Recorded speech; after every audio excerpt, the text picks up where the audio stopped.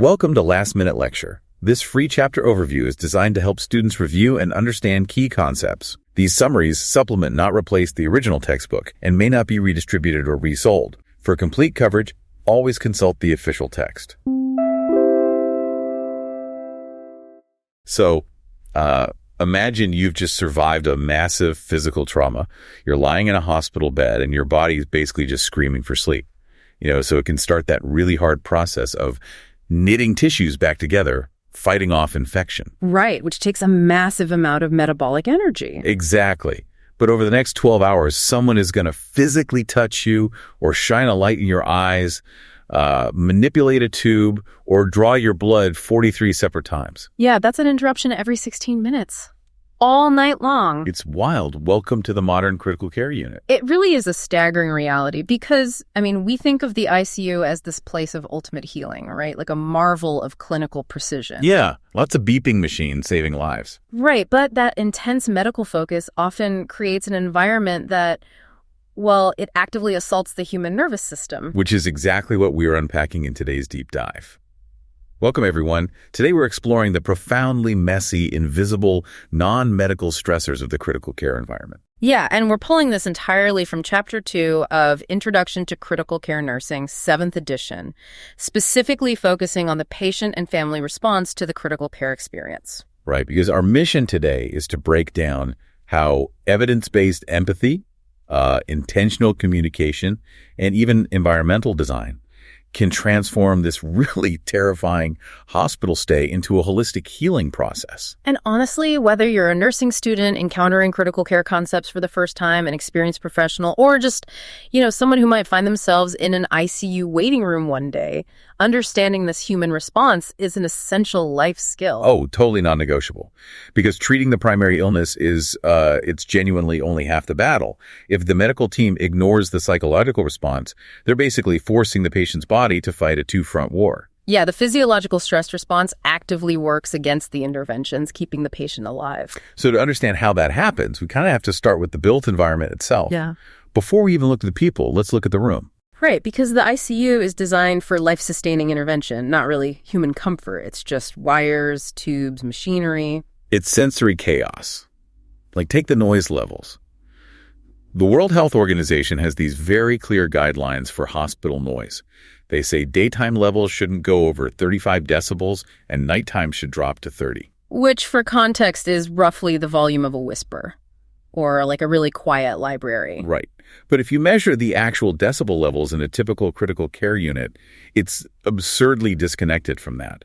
Normal conversations between staff or families run between 59 and 90 decibels. And even innocuous things, right? Like oxygen bubbling through a humidifier tube registers up to 70 decibels. 70, just from bubbles. And then you layer on the infusion pump alarms, the ventilators, the pneumatic tube systems in the walls. And Microsoft. It's like trying to recover from major trauma while sleeping in a 24-hour arcade. You've got flashing lights, constant beeping, zero windows, and you're just totally isolated. That arcade analogy is actually spot on. But the real issue is what that noise does to the pathophysiology of the patient. It isn't just annoying, it's dangerous.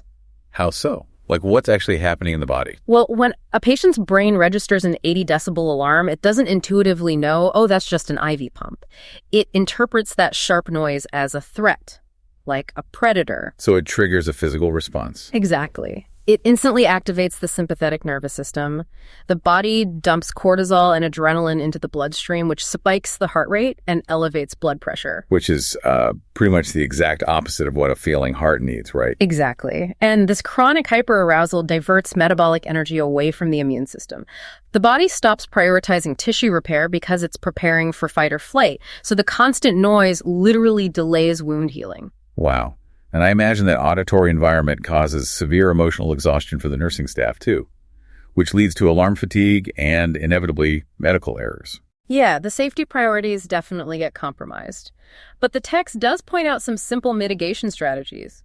Things like installing sound-absorbing acoustic ceiling tiles or getting rid of overhead paging systems. And there's that fascinating part about using sedative music as a nursing intervention. Yes, but it has to be very specific. You can't just put on a top 40 station. Sedative music requires a slow tempo, smooth melody, and absolutely no percussion or accented beats. Right, because And I love this. The human heart will naturally try to synchronize its beating to the tempo of the music it hears. So slow, percussion-free rhythm actually coaxes the cardiovascular system out of that fight-or-flight state. It's incredible. But paradoxically, alongside all that sensory overload, patients are also experiencing profound sensory deprivation. Because they're stripped of their familiar surroundings and routines. Right. And in older adults, that deprivation is incredibly dangerous. When the aging brain doesn't get meaningful stimulation, it just generates its own, which leads to severe hallucinations. Add in the constant artificial lighting that overrides their natural circadian rhythms, and you have a recipe for ICU delirium. Which brings us back to that sleep disruption statistic I mentioned at the start. So moving from the room to the patient in the bed, you see how this environment fuels these massive internal crises. Oh, absolutely. Like researchers asked patients to rank their top stressors, and it was consistently being in pain, not being able to sleep, and financial worries. And that sleep deficit is just destructive. Logging 43 interactions in a night shift means a patient never finishes a sleep cycle. Uninterrupted 2 to 3 hour sleep periods only happen about 6% of the time. 6%. I mean, if you subject a healthy person to that level of sleep deprivation, they start showing psychotic symptoms in a few days. Right. So doing it to someone whose brain is already compromised by infection or heavy sedation heavily drives PTSD long after discharge. Yeah. And speaking of discharge, that process introduces a totally different hurdle, relocation stress. Oh, yeah. This is huge. Because you'd assume moving out of the ICU to a regular floor would be a huge relief, right? Like, hey, I'm surviving. You'd think so. But patients are often transferred out quicker and sicker to free up beds. Right. So they go from highly controlled one-on-one nursing, where every vital sign is watched, to a general ward where they might share a nurse with 5 other people. It causes severe psychological whiplash. They feel completely abandoned. Yeah. And in the oldest demographics, patients over 65 or 85, that transition often means their health-related quality of life worsens significantly post-discharge. So they survive, but their independence is shattered. Exactly. But, okay, here's where it gets really interesting. Wait, if a patient is heavily sedated or unconscious, do these stressors even matter? Like, can a medically paralyzed brain actually process the alarms or the fear? That's such a common assumption. But the clinical evidence shows they absolutely do process it. Hearing is often the last sense to fade and the first to return. Wow, really? Yeah, sedated patients hear conversations and alarms. But because their cognitive processing is suppressed, their brain twists those sounds into terrifying hallucinations. They know they're paralyzed, they hear the danger, and they're completely trapped. Which is why a priority nursing intervention is how you speak to them. You don't talk over an unconscious patient. You talk to them. Yes, naturally. Reorientation is key. But you don't stand over a delirious patient and quiz them. Like, do you know where you are? Do you know what day it is? Right. Quizzing a disoriented brain just spikes panic. They realize they don't know the answer, and their anxiety goes through the roof. So instead, you weave it into natural conversation. A nurse might walk in and say, "Good morning, it's 8 a.m. on September 5th. You're safe in the hospital, and your family is right outside." You give them time, place, and safety without demanding anything back. Yeah. That is brilliant. And mentioning the family is crucial there, because when heavily medicated patients can't advocate for themselves, that burden transfers to the family. Critical illness happens to the entire family unit. Yeah, zooming out to the chairs beside the bed. It's a whole different crisis. And the data here is fascinating. Going back to Nancy Moulter's landmark study in 1979, all the way to modern studies. The top family needs haven't changed in decades. They need to receive information, receive assurance, and remain near the patient. And these aren't just preferences, they're universal human needs. Right. And to support them, clinical frameworks like the Calgary Family Assessment Model evaluate the structure, development, and function of the family. And a big part of that is designating a family spokesperson immediately, right? Exactly. It stops the medical team from getting exhausted relaying the same update to 6 different relatives and ensures there's one single source of truth. There's also this behavioral framework called the EPCS Family Bundle. Evaluate, plan, involve, communicate, and support. I want to look at the involve piece because giving agency back to a traumatized family is so powerful. Oh, absolutely. Like the QSEN exemplar in the text about Mr. K. He's 34, has a spinal cord injury, admitted with respiratory failure. His mom is his primary caregiver, and the staff universally labeled her as demanding and uncooperative. A classic clash. Right. But once they actually allowed her to be involved in his physical care, the narrative completely flipped. Yeah, because they found out during a previous admission he'd developed a stage 4 pressure ulcer. She wasn't trying to be difficult. She was just terrified he'd get another bed sore under this new team. That's like being a blindfolded passenger in a speeding car with no steering wheel. Of course, you're going to scream and try to grab the wheel. That's exactly it. The only way to stop them from panicking is to take off the blindfold, give them information, and give them a map by involving them in care tasks like range of motion or hygiene. Yeah, that analogy is perfect. What healthcare workers often label as a demanding family member is almost always just a manifestation of profound helplessness. The moment Mr. K's mom was invited to participate, her anxiety plummeted. So, if information and assurance are the antidote to that panic, how do we effectively deliver it? Well, lack of communication is actually the principal complaint of dissatisfied families. So there's a specific empathetic strategy known as the value mnemonic. Okay, let's unpack this value mnemonic. So V is value what the family tells you. A is acknowledge emotions. L is listen. U is understand the patient as a person. And E is elicit questions. I really love the U there. Understanding the patient as a person.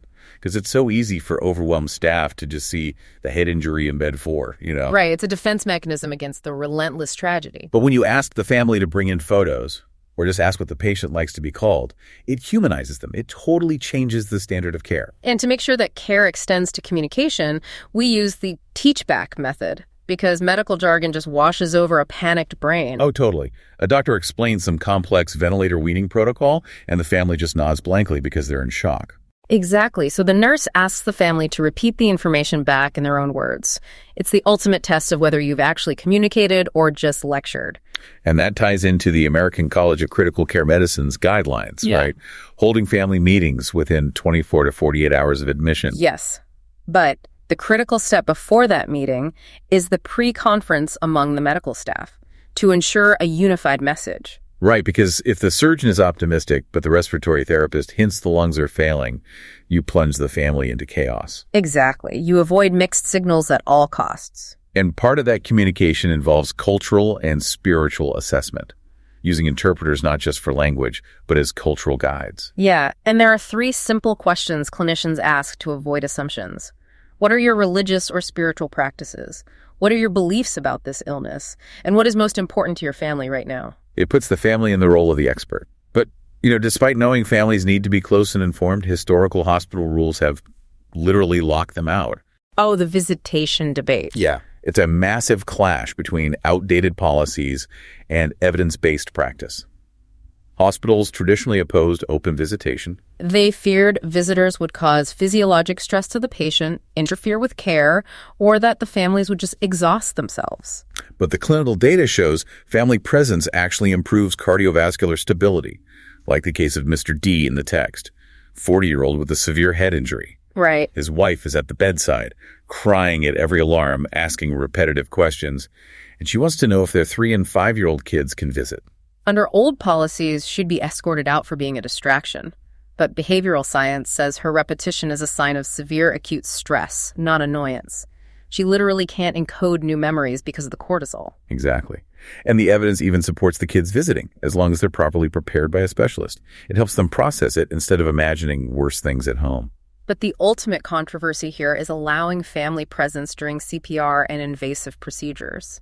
And I can totally see why a nurse wouldn't want someone watching over their shoulder during a literal life-or-death CPR event. Doesn't that traumatize the family and create a huge liability? It's a common fear, but the data and the AACN practice alerts say the exact opposite. Witnessing the resuscitation actually removes doubt. Really? Yeah. It proves to the family that everything scientifically possible was done. It radically decreases long-term anxiety. And if the patient passes away, it significantly aids the grieving process because they aren't wondering what if behind a closed door. Wow. It provides closure. It just shifts the whole paradigm from isolating the patient to treating them as part of a family web. We even see this with animal-assisted pet therapy in the ICU now. Right, because humans are social creatures. Our biology reflects that. So what does this all mean for you listening, whether you're a nurse, a student, or a family member? Advocacy, patience, and treating the family as an inseparable part of the patient's healing process are non-negotiable. Machines keep the physical body alive, but human connection heals. And, looking to the future, the text notes that new hospital construction focuses on single bedrooms, natural lighting, and noise abatement. Which makes sense based on everything we've talked about. Right. But if the physical environment plays such a massive role in outcomes, what if the ICUs of the future looked less like sterile, noisy laboratories and more like high-tech, tranquil living rooms? How much faster could humanity heal if the architecture itself was prescribed as part of the medicine? Man, that is an incredible thought to mull over. Thank you all so much for joining us on this deep dive. Yes, on behalf of the Last Minute Lecture team, thank you for listening.